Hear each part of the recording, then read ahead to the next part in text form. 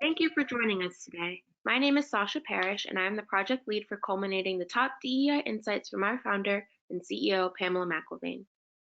On today's episode, Pam will be expanding on the importance of creating work environments that are safe for members of the LGBTQ plus community. Let's dive right in. Pam, thank you for being here. Would you like to please introduce yourself? Thank you so much, Sasha. I think you did such a great job. I'm Pam McIlvaine, the CEO of Diversity MBA Media and Diversity Learning Solutions, and also the recent author of the Skinny on Diversity Recruiting series. Please go to PamelaAMcIlvaine.com for your copy of the Skinny on Diversity Recruiting. For the past 17 years, we have been collecting insights on the intersection of DEI strategy and talent management. So I hope to be able to share with you a couple nuggets in helping you with your workforce strategy. Thank you, Pam. To get us started, how prevalent are members of the LGBTQ plus community in the workplace? Well, that's a great question. When I think about, there are probably more than are being identified. But when I think about what the US Census did in 2020 to go back and capture, they actually did a very specific focus group to see how many LGBTQ plus IA members were in the community, and actually were able to come up with a whopping 12% response rate, which is incredible. Partners in households. And so the workplace is nowhere near that. They're about 2% on the high end. And then you have some special companies that do a really good job, and they're at 10% plus of their workforce identified in the LGBTQIA plus non-binary community. So the marketplace just has a long way to go. And because they also are struggling with how do we ask about, sexual orientation and reality, we really just want to capture the identity. So it's probably on average less than 1% of folks that fully disclose in the workplace. So there's just great and tremendous opportunity there. Wow, thank you, Pam. So how have companies been doing in terms of creating strategies to hire members of this community? Well, actually, not bad.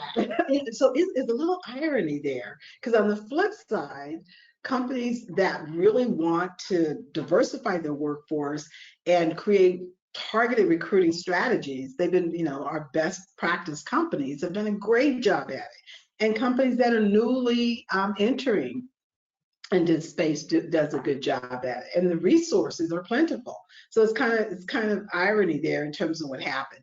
Organizations tend to identify dedicated recruiters to focus on the LGBTQIA plus community. They tend to partner with very specific organizations, Out with Equal. There are just many types of organizations, the LGBT Chamber, the NBA organizations of LGBT, gay and lesbians IT firm. There's just so many organizations that companies strategically align with for the whole purpose of recruiting and hiring. And hiring, though, in terms of identification and actually conversions into the workforce, companies still could do a better job. But on average, they're doing around 2 to 3%, unless they have a very focused initiative. To hire this group, they do track it a little better. They still struggle with the same reasons for internal to the workforce, self-identifying in the workplace. They have the same issues on the front end with getting folks to self-identify when they're hiring. So there are some strategies companies can embed, and that is working with those agencies and organizations, capturing those identifying characteristics and attributes, and being able to actually to confirm and convert who they hire. But they also can do it in their onboarding process, where they can identify folks when they're hiring.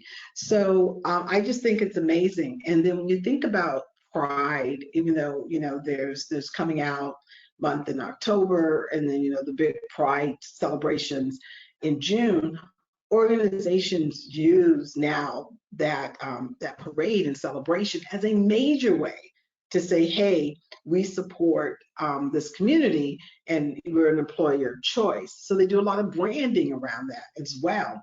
So I find it kind of interesting to see how, this really focused effort to bring this group into the workforce. But then once they get into the workforce, you have a whole new challenge.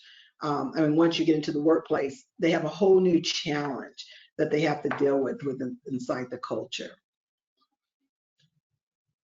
That is really interesting. Is there a correlation between the presence of LGBTQ plus employee resource groups and the number of LGBTQ plus community members hired? And if so, why?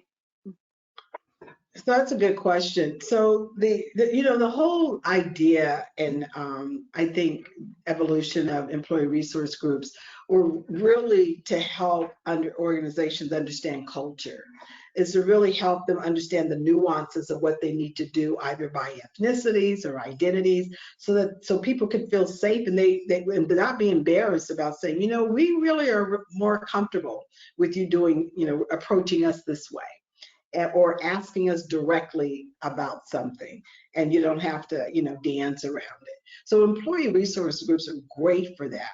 So and with with the launch, I'm telling you, LGBTQ and Pride, actually Pride is an employee resource group that has globally gained the name.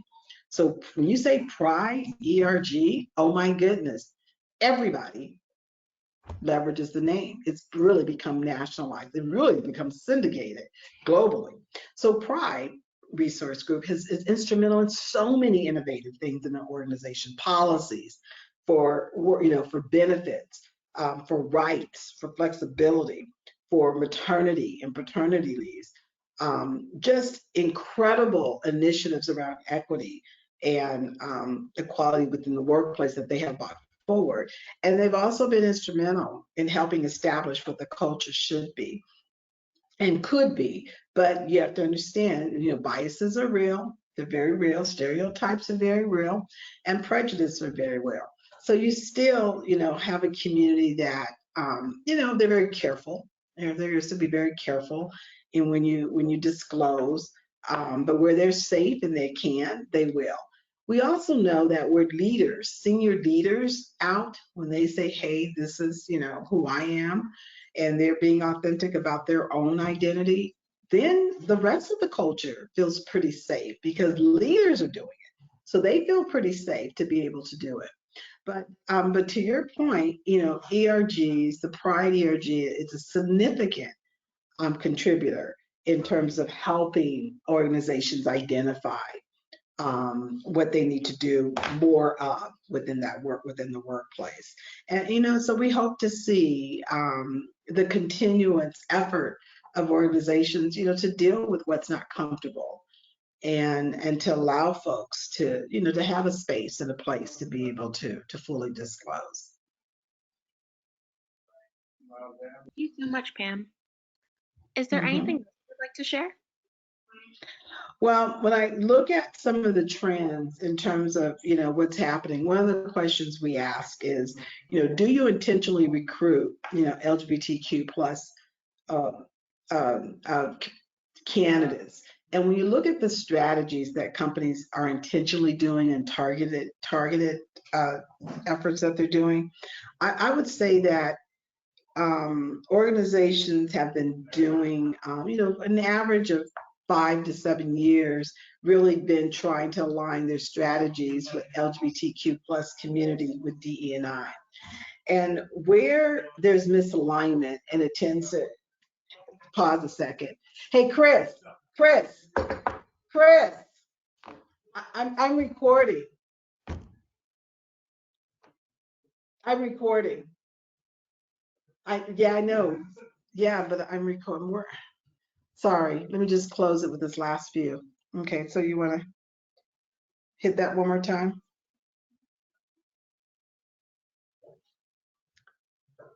Sasha, are we recording?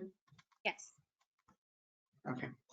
Okay. So thank you for asking, Sasha. I just wanted to say that, what the alignment that needs to really occur is with this intention that organizations are doing to recruit the LGBTQIA plus non-binary community.